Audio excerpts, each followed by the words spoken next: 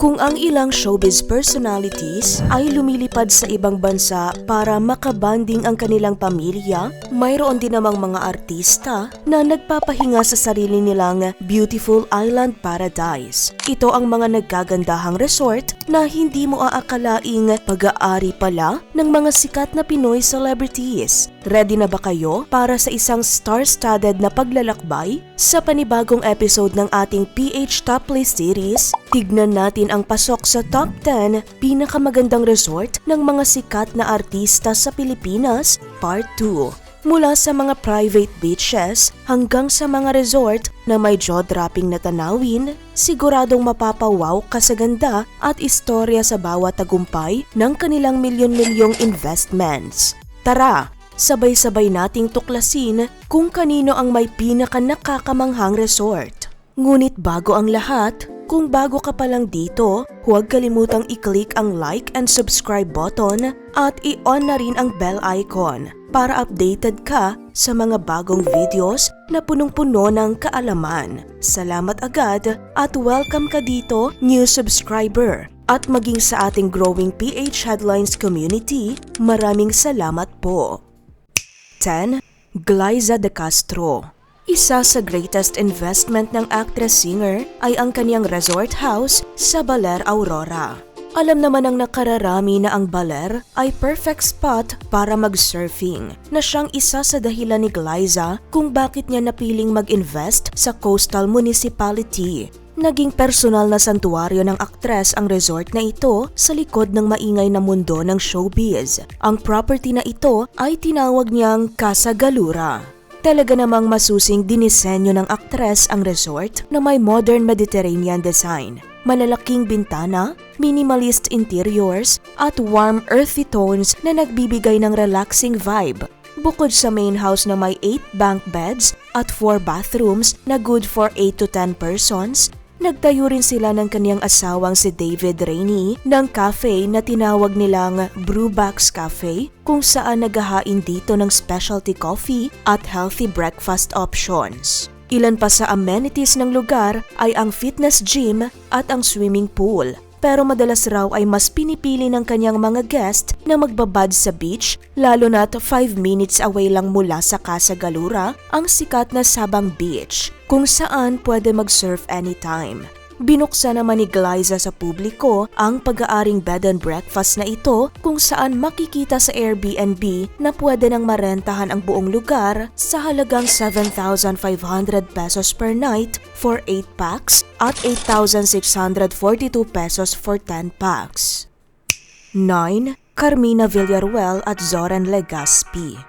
Bilang isa ang pamilya Legaspi sa madalang magkaroon ng bonding moments dahil abala ang bawat miyembro ng pamilya sa kani-kanilang showbiz career, kaya naman nag-invest ang mga ito ng isang private beachfront resort na matatagpuan sa Nasugbu, Batangas. Ayon sa celebrity couple, perfect place raw ito para makapag-unwind kasama ang kanilang kambal na anak na sina Mavi at Cassie. Sa isang episode ng pinangungunahan nilang programa na Sarap Diba, minsan na nilang ipinasilip ang kanilang bahay bakasyunan sa mga manonood. Ilan nga sa ipinakita nilang bahagi ng kanilang property ay ang kitchen, basketball court, malawak na swimming pool at beachfront area. Bukod sa pamilya Legaspi, dito rin nila dinadala ang kanilang mga kaibigan. Matatandaang minsan nang nagdiwang dito ng ika-16 na kaarawan sina Mavi at Cassie at nag-host sila ng isang masayang pool party kasama ang kanilang family and friends taong 2017. 8. Judy Ann Santos at Ryan Agoncillo. Lingid sa kaalaman ng iilan, hindi lang mga tanyag na celebrities at restaurant owners ang celebrity couple dahil pagmamay-ari nila ang napakagandang resort na Bakawan Rest House na matatagpuan sa Batangas. Kilala ang pamilya ng power couple bilang mga nature at beach lover. Kaya naman bilang regalo sa kanilang sarili at sa 3 anak na sina Lucio, Johan at Luna, nagtayo sila ng kanilang sariling beachfront property. Ang pangalang Bakawan ay hango sa mga bakawan o mangrove trees na makikita sa paligid ng kanilang resort. Dito, mas pinipili ng pamilya ang unplug at simple na buhay. Sa katunayan, kapag nagbabakasyon sila rito, istriktong pinapatupad ng mag-asawa ang no-gadget policy sa kanilang mga anak para mas ma-enjoy ang bonding na magkakasama. Kaya puro outdoor games at quality time sa tabing dagat ang pinagkakabisihan nila. Noong 2022, unang ibinahagi ni Judy Ann at Ryan ang ilang glimpse sa kanilang beach house sa social media at agad na nahumaling ang fans sa ganda at chill vibes ng lugar. Bagamat private property, hindi nila itinago ang kagandahan ng Bakawan. Sa katunayan, paminsan-minsan ay ipinapakita nila kung gaano kasaya at nakaka-relax ang buhay nila sa tabing dagat. Mula sa mga sunrise at sunset views hanggang sa mga family kwentuhan sa kanilang napakagandang rest house. Ilan sa mga na-e-enjoy ng kanilang pamilya at mga kaibigan sa lugar ay ang malawak na rest house, pool area na may breathtaking view ng beach, biking trail, at floating bahay kubo na pwedeng palutangin kahit pa sa gitna ng karagatan. 7. Susan Enriquez.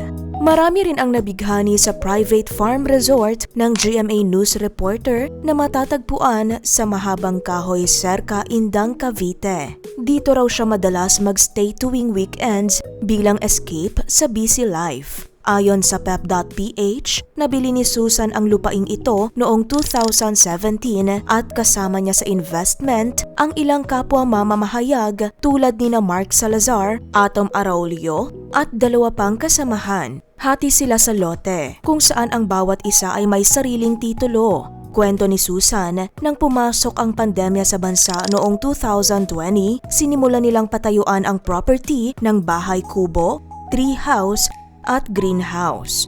Nagtanim din sila ng mga gulay at puno at nag-alaga ng mga manok at pabo bilang hobby. Para kay Susan, ang proyektong ito ay extension ng kaniyang pagmamahal sa farming, isang hilig na nakuha niya noong bata pa. Dahil sa passion na ito, nagdesisyon siyang gawing income-generating venture ang isang parte ng farm, kaya pinangalanan niyang Balustre Serca ang pribadong resort na binuksan niya sa publiko noong 2021. Perfect ito para sa mga gustong mag-relax, mag-reconnect sa kalikasan o mag-host ng events. Pwedeng magkasya hanggang 100 katao at kumpleto sa amenities. 4 na air-conditioned A-frame glass cottages, isang A-frame glass cabin na kayang mag-accommodate ng 36 guests, 2 pool, outdoor kitchen, parking, pavilion, basketball court, at malawak na garden. Ideal din ito para sa mga kasal, family reunions, team building, o simpleng day tour with inclusion ng 2 cabins for 15,000 pesos para sa 30 katao. At 25,000 pesos naman for 36 packs kapag gusto mong rentahan ang buong resort for 21 hours. Ayon pa kay Susan, hindi lang ito negosyo kundi sulit na investment. Gusto niyang maramdaman ng mga bisita ang ginhawa at saya na dulot ng simpleng bukid tulad ng kaniyang naranasan noong kabataan. 6. Maritoni Fernandez at Monday Rit. Isa na marahil ang premyadong aktres na si Maritoni at asawa nitong Simon sa nagmamay-ari ng White Beach House na pinapangarap ng marami. Sino ba naman ang hindi mahuhumaling sa ganda ng kanilang resort kung saan ang kanilang luxurious property ay nasa tapat mismo ng White Sand Beach. Matatagpuan sa Morong Bataan ang ipinatayong stunning beachfront resort ng mag-asawa. Taong 2021 nang unti-unting ibahagi ni Maritoni ang glimpse sa pagpapagawa nila ng family project na ito mula pa lang sa exterior design na may white at wooden accents and furnitures, mamamangha ka na sa ganda. Lalo naman itong nag-glow sa gabi dahil sa outdoor lightings. Equally stunning naman ito sa daylight dahil lalong makikita ang kabuuhan ng White House na may breathtaking view. Maging sa interior design nito na puno ng wood accents dahil sa modern rustic theme, wood ceiling lights, aesthetic kitchen at dining area dahil sa mala-Pinterest na concept, at napakagandang landscaping. Mayroon din itong swimming pool na napaliligiran ng white pebbles kung saan dito madalas magbabad at magbanding ang kanilang pamilya. beach huts na perfect for relaxation, at rooftop kung saan makikita ang kabuuhang view ng property. Mahilig din magbahagi si Maritoni ng mga larawan nila sa nasabing resort kasama ang kanyang anak at dating teen actress na si Lexi Fernandez. 5. Sam Pinto.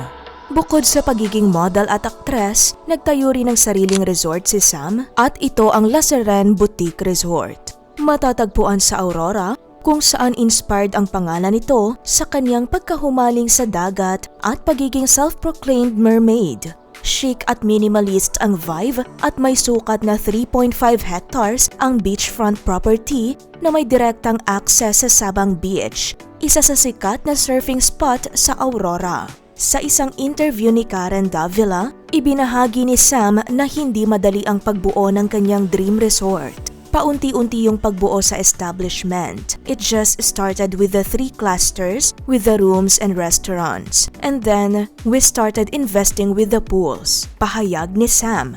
Pinili niyang unti-untiing ayusin ang bawat detalye para siguradong akma sa kanyang vision.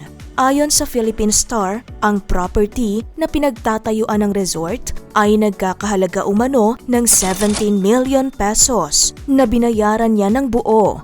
Ang Cozy Resort ni Sam ay may 15 rooms na kayang mag-accommodate ng hanggang 4 na tao sa bawat isang kwarto. Lahat ito ay personal na dinisenyo ni Sam para sa comfort at relaxation ng mga guests. Pagpasok pa lang, sasalubungin ka na ng lap pool, gazebo, at on-site restaurant. Para sa mga gustong mag-pamper, may spa area rin sa resort. May garden para sa mga mahilig mag-photoshoot at souvenir shop na nagbebenta ng locally made handicrafts at pasalubong. Dahil nasa tabi lang ito ng dagat, easy access ito sa golden sands at crystal clear water. Bukod sa surfing, pwede ring mag-kayaking, paddleboarding, o fishing para sa ibang water adventures. Base sa kanilang official Facebook page, ang kanilang deluxe room ay nagkakahalaga ng 6,500 pesos per night at 7,500 pesos per night for holidays. Habang ang super deluxe room naman ay may regular rate na 7,500 pesos per night at 8,500 pesos per night kapag holiday seasons. 4. Iza Calzado. Lingid sa kaalaman ng iilan, nag-invest din sa isang luxury hotel and resort sa Boracay ang celebrity mom. Sa isang artikulo ng GMA Entertainment taong 2021, mababasa rito na proud na inanunsyo ni Iza sa isang press conference na nag-invest siya ng halos 1 milyon sa business na ito at ito ang resort ng The Tides Hotel Boracay. Makikita rin sa iba pang artikulo na bukod kay Iza, part owner din ang TV host na si Tim Yap. Ang hotel and resort na ito ay nakakuha na ng ilang recognitions gaya ng 2011 Best Beach Resort Hotel by the Top Brand Awards at ang 2009 Consumers' Choice Award for the Most Outstanding Luxury Destination Hotel. At dahil sa world-class quality ng resort, napabilang din ito sa 44 places to go in 2009 mula sa prestihiyosong The New York Times. Ilan naman sa kanilang world-class facilities ay ang Pelican Sky Bar and Restaurant, Surrender Day Spa, The Roof Deck Pool, Fit Boracay o Fitness Gym, at Luna Conference Room. Mula pa lamang sa magarang lobby hanggang sa refreshing view ng Boracay Beach mula sa resort, talaga namang dinarayo ito ng mga turista at bakasyonista. Base sa official website ng The Tides Hotel Boracay, sa standard room with breakfast para sa 2 guests for 1 night ay nagkakahalaga ng 3,410 pesos. Ang kanila namang deluxe room ay halagang 3,655 pesos habang ang rate naman sa Premier Deluxe Room ay nagkakahalaga ng 4,721 pesos. 3. Angelica Panganiban at Greg Homan.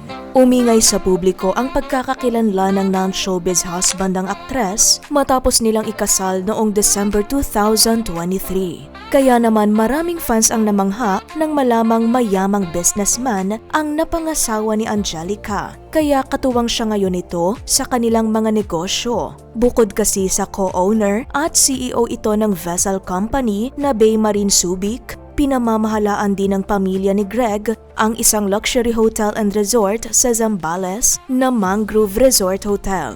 Ang resort na ito ay itinayo noong 2014 sa Seaside Cliff sa baybayin ng Subic Bay. Kaya naman ang mga hagdan ang nagsisilbing daan bago makarating sa ilang kwarto rito. Makikita sa mga larawan sa official website ang natural beauty ng resort, kung gaano ito kalawak at kataas, maging ang mga detalye tungkol dito. Ang Mangrove Resort Hotel ay may alfresco at room service kung saan pwedeng ma-enjoy ang kanilang Filipino, Indian, Thai at American dishes. Pwede ring magpa-reserve ng table by the pool o kaya naman sa waterfront restaurant, lalo na sa mga mahilig sa sunset habang ina-enjoy ang kanilang pagkain. Ilan sa top-of-the-line amenities at facilities ay ang kanilang outdoor swimming pool, non-smoking rooms and private balconies, free parking, at ang malapit na access sa beach mula sa property. Ilan naman sa mga water activities para sa mga guests ay gaya ng jet ski, parasail, hoverboard, banana boat, at flyboard, pero syempre may bayad ang mga ito. Pasok din sa high quality standards ang kanilang cozy at magagarang rooms kung saan nakadepende kung saan sa 14 room types, maximum occupancy, bed allocations, at kung gaano katagal mag-i-stay sa resort ang kanilang rates. Base sa kanilang official website, ang kanilang rates ay nagre-range mula sa 3,100 pesos to 12,850 pesos per night. 2. Robin De Rosa at Maffy Soler. Ang dating sikat na aktor noong 90s na si Robin at misis nitong si Maffy ay ang nagko-co-manage at nagpapatakbo sa Soler Sea Seaside Resort na matatagpuan sa Balayan, Batangas. Matatanda ang inanunsyo sa official Facebook page ng kanilang resort na naganap ang opening nito noong January 2018. Tinatangkilik ito ng mga bakasyonista dahil sa top-notch amenities at high-quality standard ng resort. Idagdag pa ang nakakamanghang ganda ng kanilang property. Ilan sa matatagpuan dito ay ang bungalow houses na perfect sa mga malalaking bilang ng families o magkakabarkada na nais magbakasyon.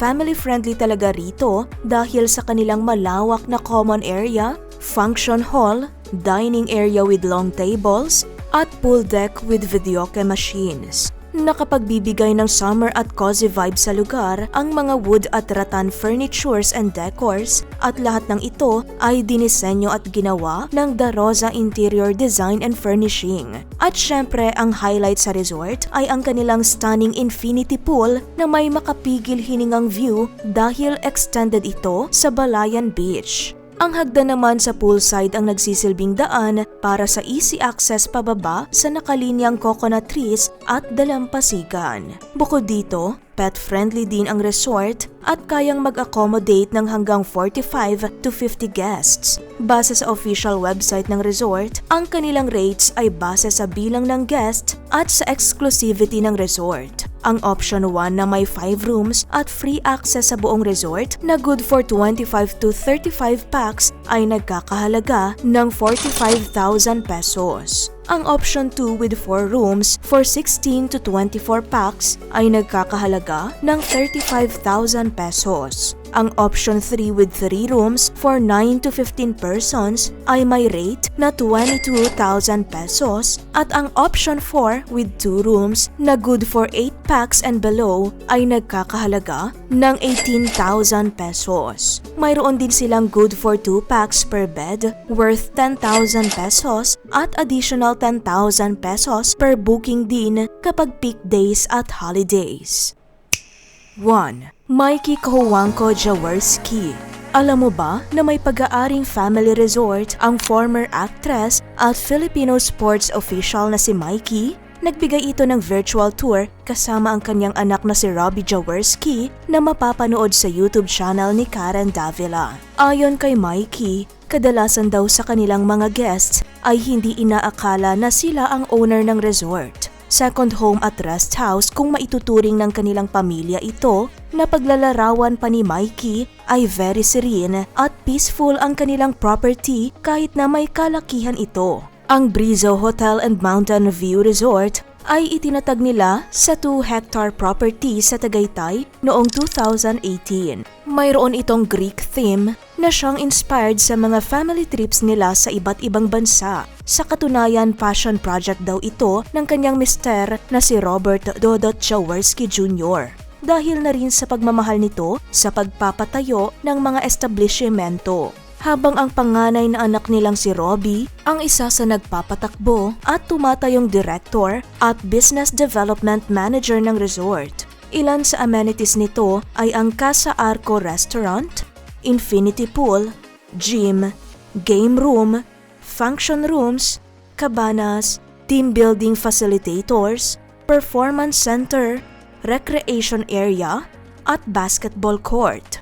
Sa lawak ng resort, mayroon itong 53 rooms na may 6 different types of rooms. Base naman sa kanilang standard room rates per night, papatak ito mula 3,850 pesos to 12,000 pesos pero depende ito sa bilang ng guest. Maliban sa resort sa Tagaytay, naibahagi rin ni Mikey na meron din silang pag-aaring beach resort sa Morong Bataan na pinapatakbo nila noon pang 2014. Dito, ma-enjoy naman ang ocean breeze at napakagandang view ng karagatan sa tapat mismo ng kanilang property na Brizo Hotel and Beach Resort. Ang kanila namang standard rates dito ay aabot sa 5,050 pesos for 4 packs with breakfast for 2 hanggang 11,200 pesos for 12 packs with breakfast for 6 at ang mga bata naman na may edad 4 years old pababa ay libre.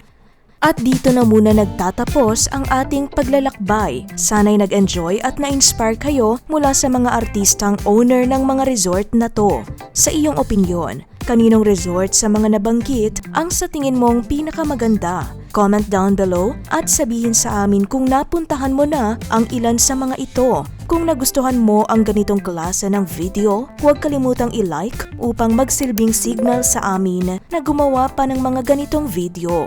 Kung gusto mo pang matuto ng ganitong informative content, make sure na nakasubscribe ka na sa channel na to. I-click na rin ang bell icon dahil ito ang pinaka-the best way para masuportahan ang ating munting channel. At dyan na muna nagtatapos ang ating video. Hanggang sa susunod nating talakayan.